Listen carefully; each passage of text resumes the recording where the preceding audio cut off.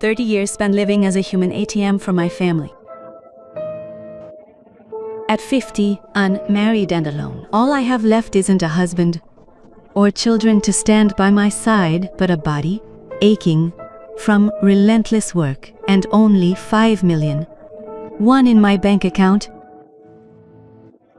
After a lifetime of being taken from, I've decided to stop being a supporting character and start living as the protagonist of my own life, however late it may be. Is there anyone out there currently shedding tears because of their family? Please listen to my story. Before I begin, I kindly ask for a like, subscribe, and notification setting. This is a channel that shares the hidden stories of ordinary people every day. Hello. I am a woman who turned 50 this year. I live alone in a small basement apartment in a multi-family house in Incheon. Every day at 4 a.m., my day begins without fail to the alarm of my old phone. I want to stay in bed for just 5 more minutes, but I force myself to get up right away. Even when it's not the rainy season, the smell of damp mold rises from the corner of the ceiling, and the cold draft through the window makes my shoulders instinctively shrink. Sitting still in that quiet room, and a sad sigh often erupts from the depths of my heart. I once had dreams too. How did I end up in a situation where I'm withering away all alone? When I was young, I thought I would enjoy the simple happiness that others take for granted. I truly believed that my would naturally include the ordinary routine of meeting someone decent, starting a family, and holding a child's hand while walking in the park on weekends. But looking back now, it feels as if my life was trapped under the shadow of discrimination from the moment I was born. Looking at my hands now, my knuckles have thickened and my skin has thinned, covered in fine lines. People say that's just what happens with age, but whenever I look at these hands, the savory yet fishy scent of frying oil seems to graze my nose. That smell was the scent of sorrow, which I learned long before I even knew the warmth of the world as a child. I was born as the second daughter, sandwiched between an older brother and a younger brother. I lived my life being discriminated against between my two brothers. When I was young, I just thought everyone lived that way.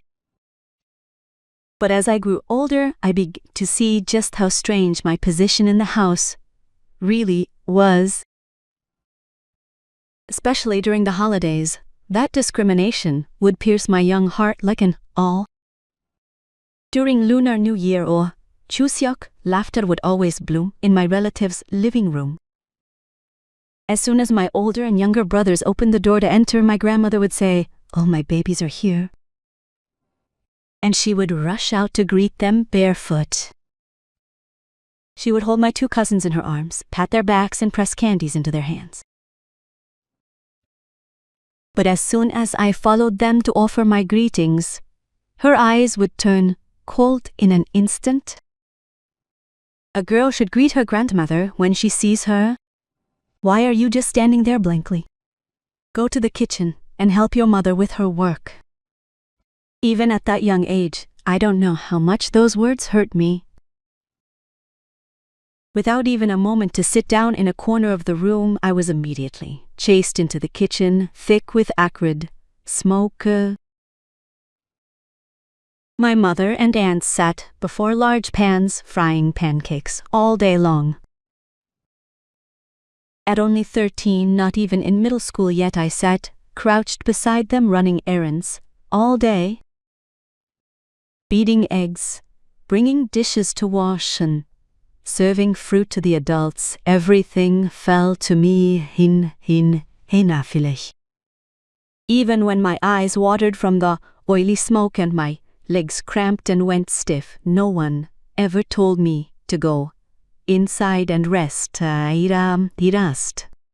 Once I quietly picked up a golden brown Pollock pancake that had just been fried. Hot oil splattered onto my finger, and I let a yelp.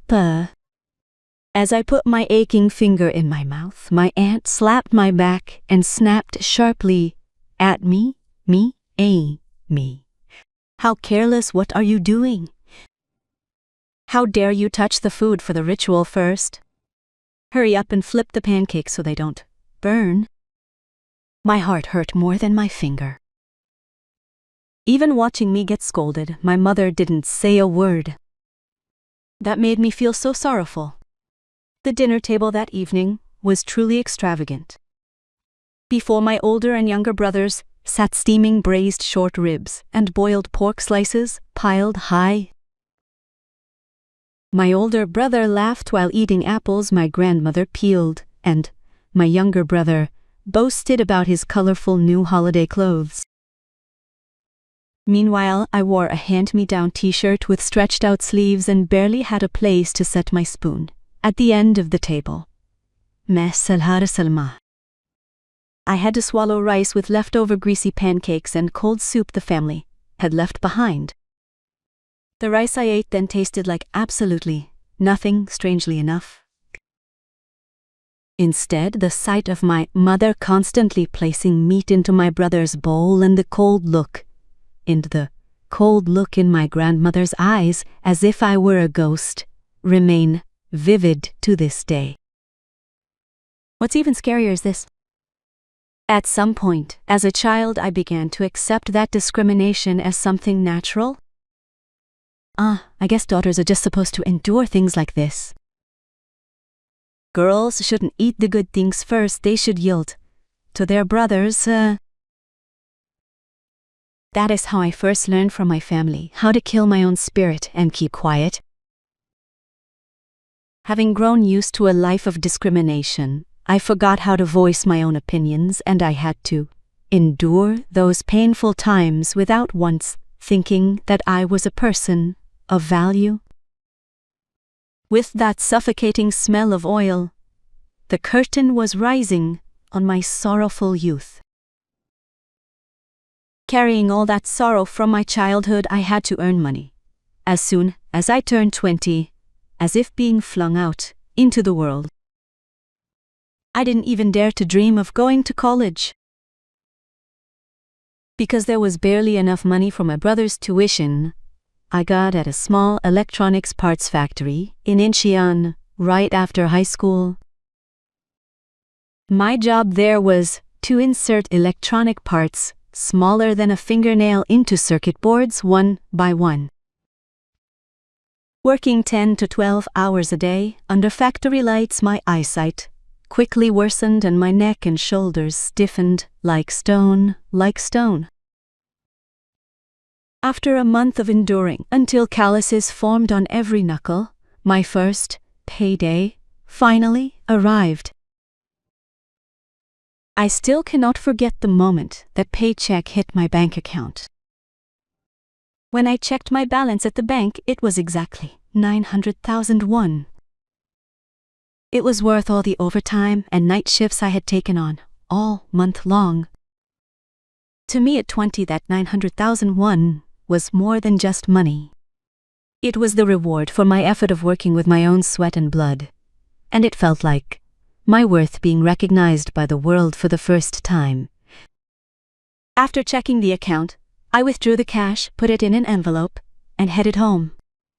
I don't know how much my heart raced on the bus while I clutched my bag, with the envelope of my salary tucked deep inside.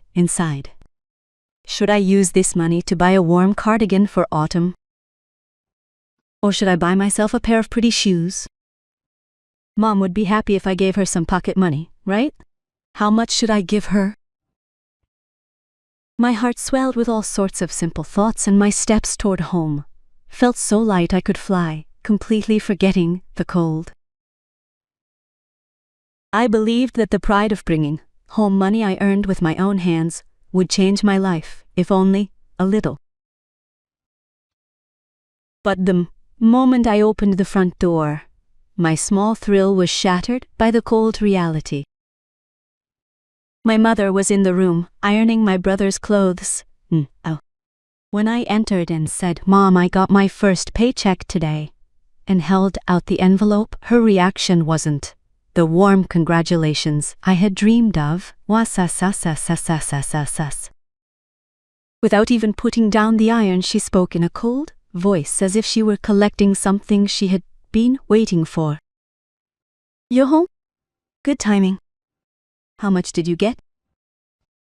I froze in front of my mother, who held out her hand without a single hint of joy. When I hesitated in confusion, she reached out as if to snatch the envelope from my bag and quickly counted the bills. Then she said it as if it were the most natural thing in the world. "I'll keep this money safe for you, so just know that." I was worried because I have to pay for your brother's tuition next month and your youngest brother's academy fees, so this is a relief. The moment I heard those words, I felt something inside me just snap. My voice trembling, I finally managed to open my mouth. "Mom, there are things I need to buy, and since it's my first paycheck, can't I spend just a little bit of it?" At that, my mother's expression hardened in an instant.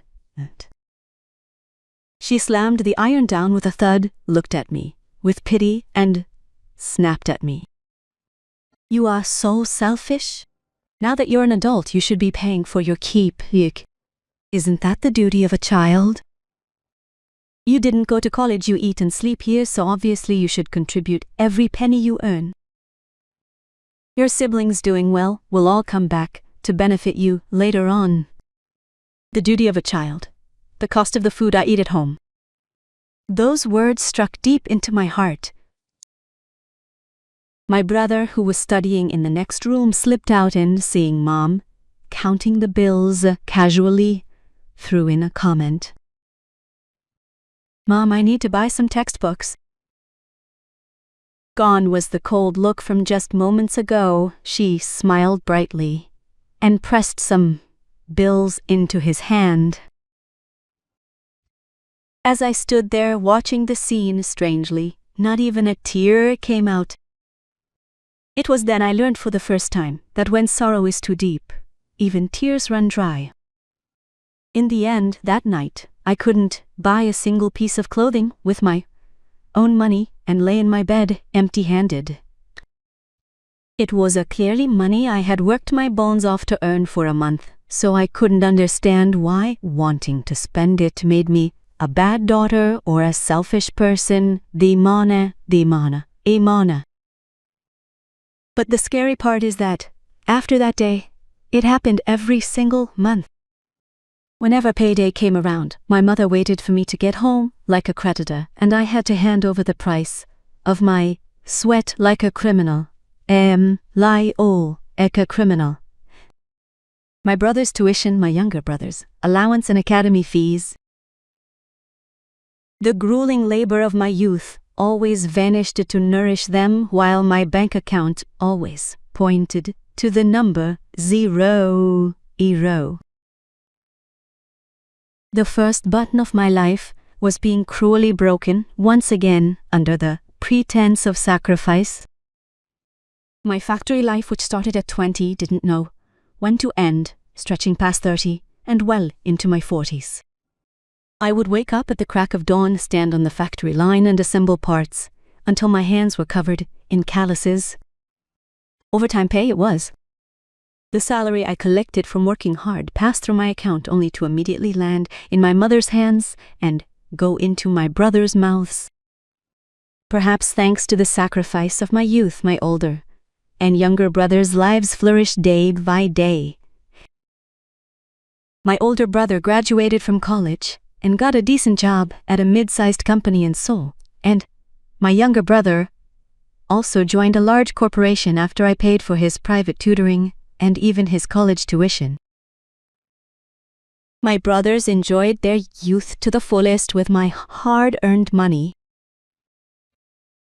They had a trouble-free college life without ever worrying about pocket money, going on trips with friends, dating and spending a brilliant youth.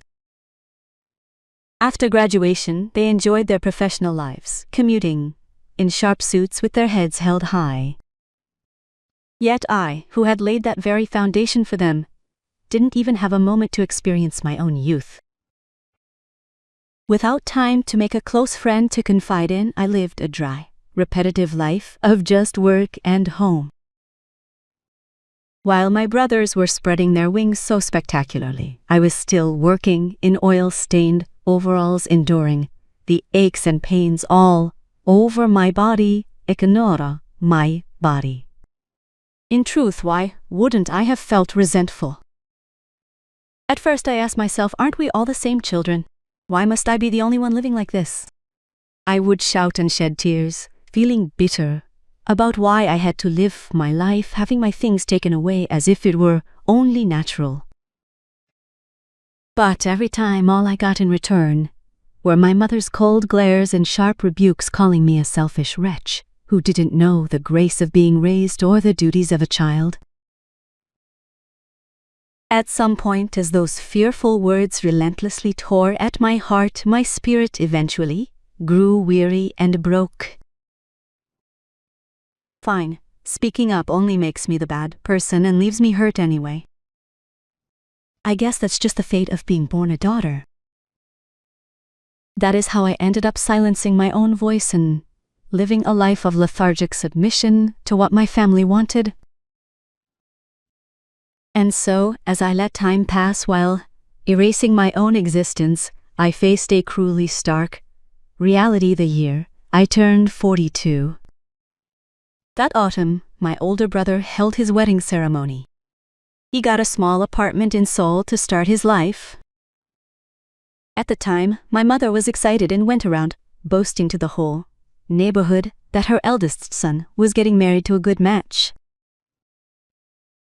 One evening, my mother called me into her room and spoke as if it were the most natural thing in the world. Your brother is short on the deposit for his new home. Don't you have some money saved up? Shouldn't you make sure he's well provided for so he doesn't feel ashamed in front of his in-laws when he gets married? The money I had sent over the years should have already been enough to buy a house at that time. But in my mother's eyes, it apparently still wasn't enough. She tried to squeeze out the very last drop of blood from me for the sake of my brother's glamorous start. In the end, I had to empty out everything I had painstakingly saved in my bank account and hand it over to her. On the day of my older brother's wedding, I watched quietly from a corner seat. My brother was beaming, dressed in a sharp tuxedo, surrounded by the blessings of our relatives. And beside him, my mother sat in the seat of honor with the happiest look in the world.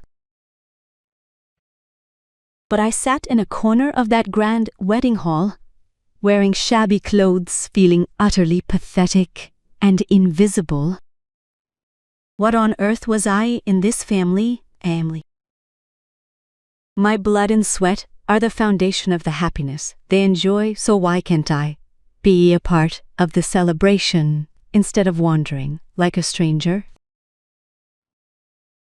After my brother married and I thought I could finally catch my breath, my younger brother announced he was getting married that summer when I was 44.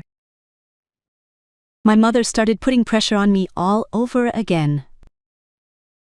As if it were only natural, she called me into her room and instead of holding my hand, she just clicked her tongue and spoke. She said, "Your brother is quite short on the deposit for his new home." I was so stunned that no words came out. I had already emptied my savings to help with my brother's wedding, and now she wanted me to empty my pockets again for the younger one's deposit. When I hesitated and couldn't find the words, my mother raised her voice and shot me a sharp, cold look. Are you really going to be that cold-hearted? Don't you feel sorry for your brother at all? As his older sister, you should be helping him succeed. Why are you being so selfish? That cruel remark, asking if I didn't feel sorry for him, hit my heart like a heavy stone. The sorrow I had suppressed my whole life surged to my head, and for the first time in my life, I screamed at my mother, at the top of my lungs. My tears blurred my vision, and I couldn't see a thing. Mom, don't you feel sorry for me then? You see your son struggle, but don't you feel sorry for me, working since I was 20, smelling of grease with calluses on every knuckle? I want to meet someone, get married, have kids, wear pretty clothes like others, and live a normal life. I'm not asking for your help, Kent. You just leave me alone, alone. I'm your child too. I'm your daughter too. A heavy silence filled the room after my desperate scream, like cry, and my hands were trembling. Would Mom finally understand my pain, even a little? Would she see my tears and feel sorry? I had a fleeting moment of hope. But my mother's reaction sent me straight into hell. She let out a scoff of disbelief and looked at me with pathetic, pitying eyes. What are you making such a fuss about, saying you're pitiful? You have a decent job, you grew up eating warm meals in a warm home, and you live without lacking anything. What could you possibly have to be pitied for? Stop talking nonsense and tell me how much money you have to help your brother, You say I have nothing to be pitied for since I eat warm meals and live in a warm house? I sacrificed my entire youth and life for those spoonfuls of rice and a place to sleep, but in my mother's eyes, my blood and sweat were worth nothing more than living expenses and meal money. In the end, I was broken once again. I couldn't withstand my mother's cold words and the pressure from the family. I ended up emptying my last penny to help pay for my younger brother's wedding. After the wedding was over, I came home and looked at my bank account. After working my youth away for 24 years, from age 20 to 44, all that was left in my hands was a mere 10 million won. I felt suffocated by the fact that the price of my youth, which I spent without ever dating like others, or buying a single piece of nice clothing for myself, was only 10 million won. That night, I told my mother, Mom, I'm leaving this house. I'm gonna find a small studio apartment and live on my own. Then, the look in my mother's eyes across the table turned cold in an instant. Far from showing concern or pity, she lashed out at me with a voice filled with anger and betrayal. What? You're leaving the house? You can't even get married past the age of 40, so what are you talking about? Independence? If you leave, who is going to pay for the living expenses of this house? You're really going to leave your old mother behind? Mom, I've been working for this family all this time. I paid for my brother's college tuition, his academy fees, and even for both their weddings. I gave my entire youth, and all I have left is 10 million won. Can I just live my own life now? The sorrow that had been suppressed in my chest for decades burst forth, and tears streamed down my face. But my mother didn't even blink. Instead, she pointed her finger at me and shouted even louder. I indulged you, and now you're being rude? After I raised you, clothed you, fed you, and put a roof over your head, how dare you complain about money? No. Didn't I tell you that your siblings doing well would all come back as a blessing to you? In that moment I realized that in this house I wasn't a daughter, but just a pillar supporting my brothers' lives in a well, to be drained for a lifetime. I deeply resented the years I spent precariously balancing on the tightrope of family, unable to abandon my parents and siblings, yet unable to protect myself either. I cried, clutching my chest, hating and feeling pathetic for how foolishly I had lived. But I could no longer live like this. I knew it was too late and I was scared to death of starting over alone at this age, but I felt like I would truly die if I stayed here any longer. I finally packed my bags that very day, leaving behind my mother's terrifying insults and blame. I escaped that cruel cage where I had lived for so long. With only 10 million, one clutched tightly in my hand, my sad life alone was beginning, just like that. At the late age of 45, I finally left that stifling house and settled into a small semi-basement apartment. It was a humble room where I could only see people's feet passing by outside the window. But thinking that I finally had a space of my own for the first time in my life, I covered myself with my blanket that first night and cried silently for a long time. Now that I was independent, I vowed to truly live my own life. Even if I couldn't live a flashy life like others, I dreamed. I dreamed of a simple happiness, eating a warm meal in peace with money I earned myself, and slowly growing a small savings account in my own name. So I worked assembly at a factory during the day and even took on a part-time job at a restaurant on weekends, living as hard as I could. Since I had no one to rely on, I hung on desperately, with the singular thought that I had to at least have money when I grew old. As time passed, I was entering my late 40s. Just when I had finally managed to save up some money and felt like I could finally breathe, my body, which I had pushed relentlessly for decades since my 20s, began to scream in pain. One morning, my fingers went numb and I couldn't even make a proper fist. My wrists felt like they were being pierced by an awl, and the pain in my back and neck was so severe that I felt like collapsing, even just standing for a little while. When I went to the hospital, the doctor sighed as he looked at my x-rays. You have advanced carpal tunnel syndrome and the discs in your neck and lower back are quite severe. Those words telling me I had to rest sounded like a death sentence to me. If I stop working, who will pay the rent and where will I get the money for next month's living expenses?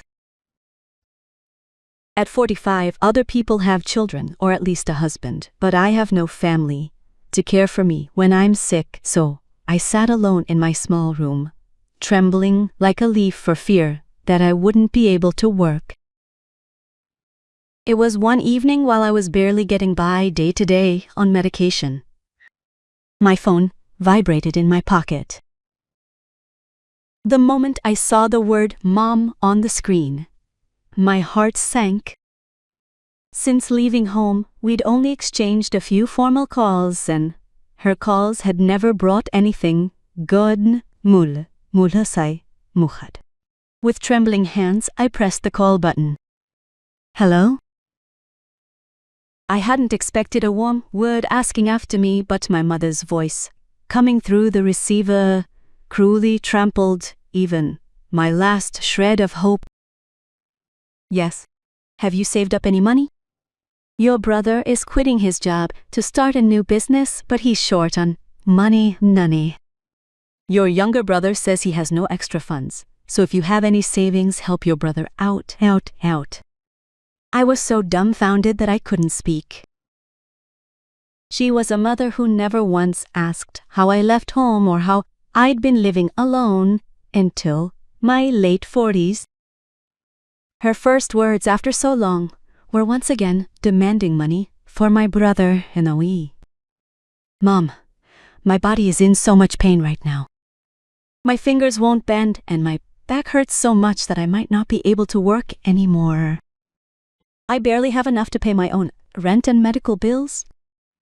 My voice trembled and tears welled up in my eyes.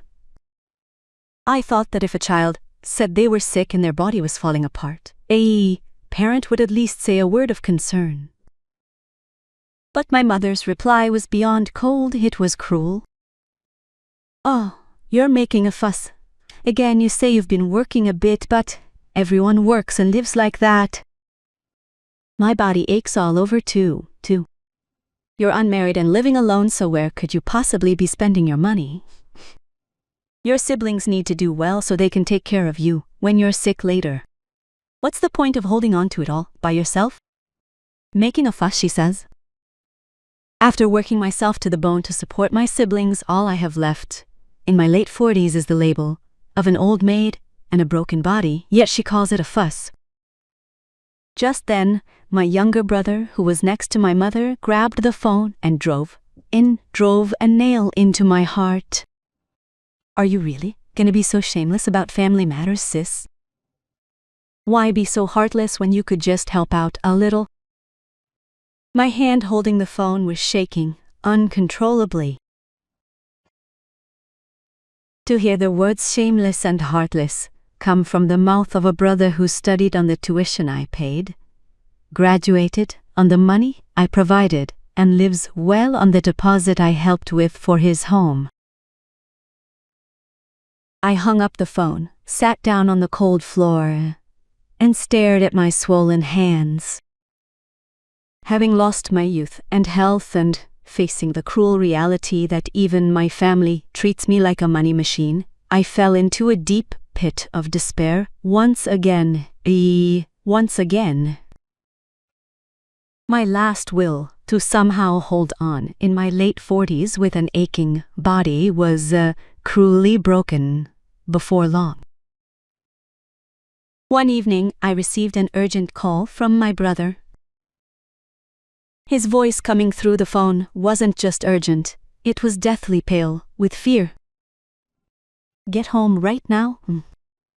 Did Mom collapse? My heart sank at the news that Mom had collapsed. No matter how much my parents had mistreated me and drained me as a child, I didn't think twice. I caught a taxi and rushed over there in a heartbeat. But when I arrived home, I had to doubt my eyes once again. My mother, who I was told had collapsed, was sitting perfectly fine in the main room with my older and younger brothers sitting around her with grave expressions. The moment I realized I had been deceived, my blood felt like it was turning to ice. As soon as my mother saw me, she spoke with tears welling in her eyes. Your brother is about to end up on the streets. Mom really can't stand to watch your brother fail like this. My older and younger brothers, who were next to her, joined in. If Jinsu gets past this hurdle, my business will hit it big, and I can take care of you for the rest of your life, can't I? Yes, sis, just trust your brother one last time. If Mom really collapses, are you going to take responsibility for it, sis? From the age of 20 to my late 40s, I lived for nearly 30 years, sacrificing myself for my family. Looking at my mother's lies, my brothers' shameless faces, and the way they looked at me, not as their own child or sibling, but merely as a source of money. Something solid and precious inside me collapsed. These people would empty my pockets, even if I were dying. If I don't cut them off completely here, I won't be able to live out my natural life. In that moment, a terrifying stubbornness and resolve grew within me. Fine, let's call this the final price for breaking the sickening chain called family. Let's think of it as the cost of severing heaven-sent ties. With a trembling voice, but unlike before, I opened my mouth coldly and firmly. Fine, but I have a condition. I'll give you 50 million won. And once you take this money, never contact me again. Treat it as if Mom, my brother, and I don't exist. No daughter, no younger sibling, no older sister. This is truly the end. At the mention of 50 million won, my mother and brothers barely listened to my final declaration and just nodded distractedly. Watching them agree to cut ties so easily, it felt as if my heart were being shredded to pieces, to pieces. I really was never a daughter or a sister to these people. My heart was crushed, but strangely. On the other hand, I felt relieved. Cold resignation washed over me, thinking that this tiresome cycle was finally over. In the end, admitting I could no longer endure factory work in this condition, I submitted my resignation to the factory where I'd worked until my body nearly broke for nearly 30 years. Out of the 70 million won in severance pay I received, I wired 50 million won to my older brother's account. The moment the 50 million won left my account, it felt as if the heavy chain that had burdened my whole life had snapped, and my soul had departed along with it. Around that time, my life came to a complete standstill.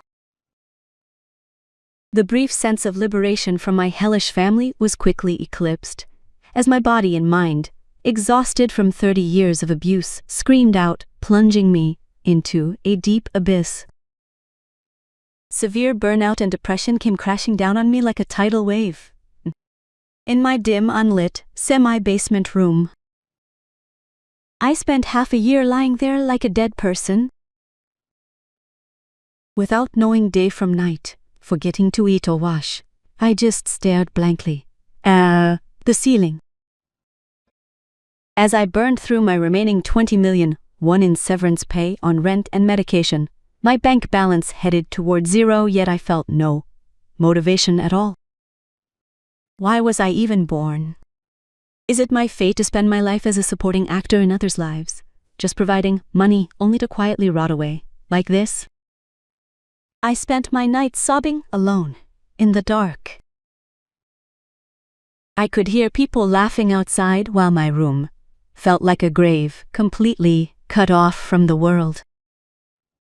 A hellish sense of isolation, where even the will to live had been completely depleted. Like that, my time was frozen and hardening in that dark, unlit room. Nearly a year had passed since I had given up on life. I was 50 years old. The burnout and depression that found me, never having learned how to rest or love myself, were much deeper and crueler than I had imagined.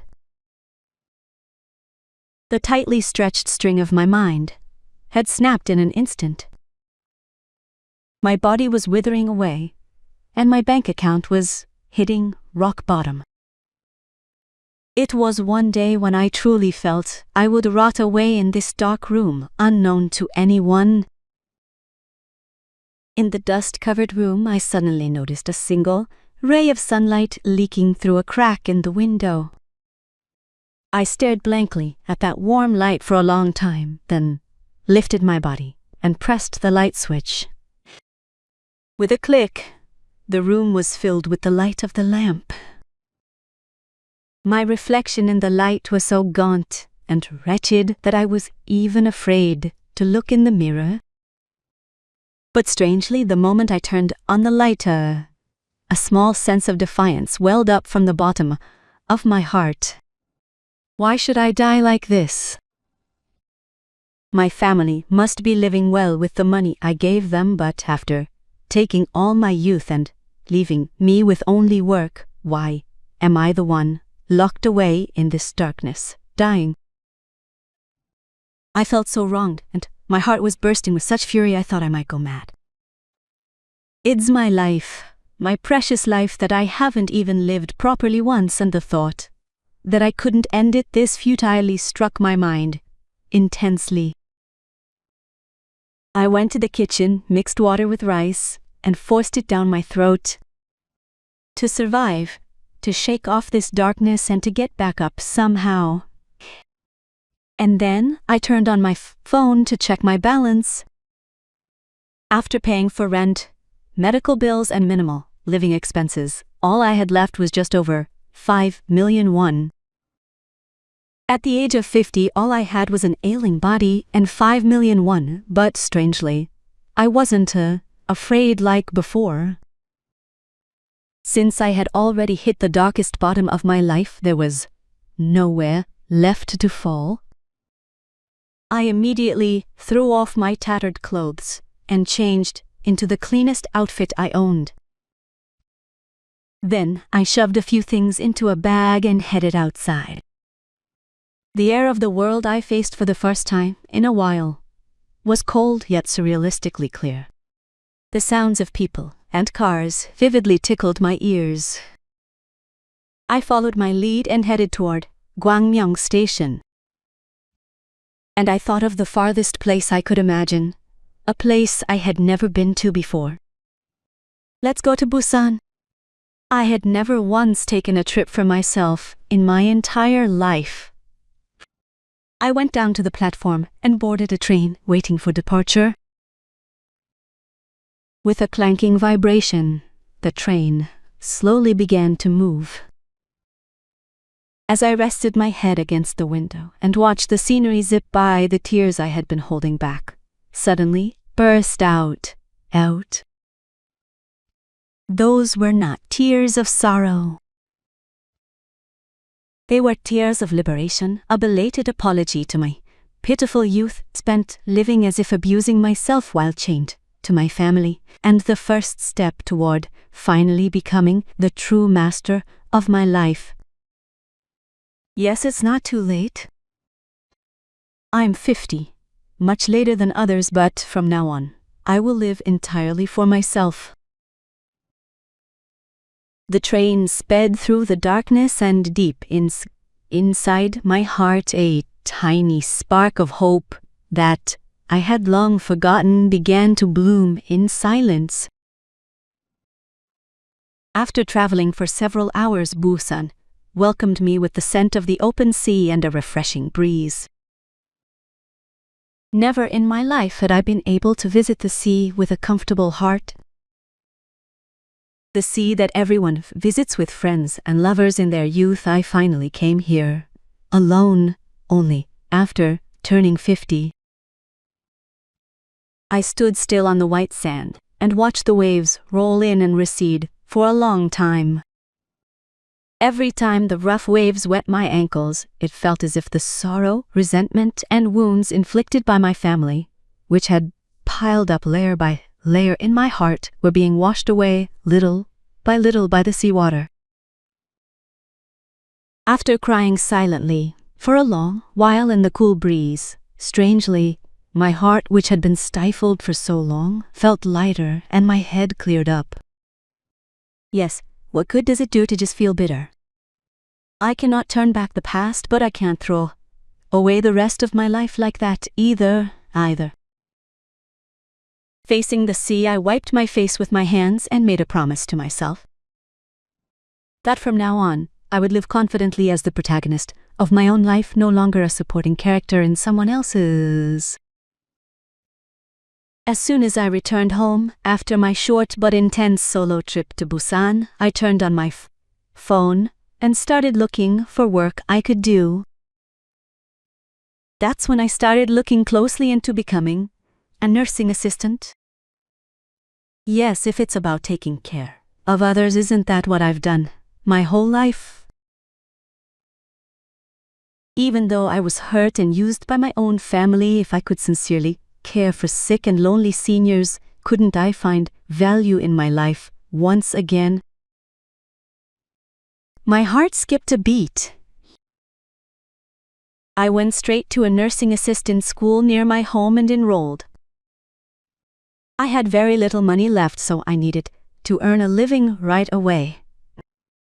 So I took theoretical and practical training at the school during the day and started working at a restaurant at night. At my late age, living a life of studying during the day and doing manual labor at night was never easy. My fingers were still numb and I often felt frustrated forgetting what I had just memorized, but I endured it more tenaciously than back in my factory days. Because this was the last lifeline to rebuild my life. Whenever I went out for practical training during classes, holding the hands of the ailing seniors made me feel my own heart healing as well. Oh, thank you, teacher. Your hands are much warmer than my own children's. The warm words they offered and the small heat from them, tightly gripping my hands, melted my frozen heart. The fact that I was someone essential to others made me want to live again. After pouring my blood and sweat into those days and nights, I proudly passed the nursing assistant certification exam. As I looked at my name, printed on the certificate along with the passing notice, hot tears gushed out because, for the first time, I felt so proud and admirable of myself. To others, it might just be an ordinary piece of paper, but to me, it was a declaration of my new life, proving I had escaped the chains of the world and stood tall on my own. Not long after getting my license, I was officially hired at a nursing home near my house. How my heart pounded on the day I went to work with an ID card around my neck that bore my name. It was a moment of pride and overwhelming joy that could not be compared to that first day I went to the factory at the young age of 20. Working at the nursing home was not physically easy. Assisting the elderly with meals, helping them bathe, and turning their bodies were demanding tasks. But strangely, my heart never felt tired or empty, even once. When I worked for my family, no matter how hard I tried, it was taken for granted or I was scolded for not doing more. But here, the seniors smiled brightly like children even at the smallest care I gave them. Our teacher has such a kind face. Thank you for always listening to my stories. Even the elderly who used to shout would soften their gaze and look at me once I quietly held their hands and listened to their stories. The fact that every drop of sweat I shed was a valuable effort to ease someone else's pain. And seeing my hard-earned salary deposited into my bank account every month, I finally felt alive. It was a precious fruit that I could spend entirely on myself and my future rather than having it taken away by others. By working so relentlessly and saving up penny by penny, I finally escaped that dark and damp semi-basement apartment. I moved into a small studio apartment where sunlight poured through a small but clean window. On the morning I moved in, as I drank a cup of coffee in the warm sunlight filling the room, a deep sense of peace washed over me, giving me goosebumps. So this is what it means to live. This is what happiness feels like, to breathe and sleep with a peaceful mind, Sometimes while walking down the street, when I see women around my age looking happy with their families, or when the numbers of the family members I deleted from my phone suddenly cross my mind, a corner of my heart still aches. It would be a lie to say I feel no guilt at all for cutting those natural ties. But I know now that a relationship which consumes me and destroys my soul in the name of family is never a true family. I know that only when I learn to love and protect myself first can I truly share warmth with others. My hands still bear the thick knuckles from hard labor, and the scars of the past remain in my heart. But now, these are beautiful and proud hands that soothe the hearts of lonely elders and firmly sustain my own life. Is there anyone out there right now, crying alone in a dark room because of the heavy burden of family, or feeling resentful and hopeless about the years that have passed? I would like to say this to you. When you hit the very bottom of life, that is exactly when you must turn on the switch of your life and climb back up. No matter how long the years you spent living for others, the spring of your life begins the very moment you set your heart to it. At 50 or 60, it is never too late. Just as my broken life bloomed again, I deeply root for your life to also be met with warm sunshine and your own perfect spring. Thank you for listening to my voice until the end. I hope the story I shared has left a small resonance in a corner of your heart. I hope that just as much as the years you have endured, the tomorrows you face will always be peaceful and warm.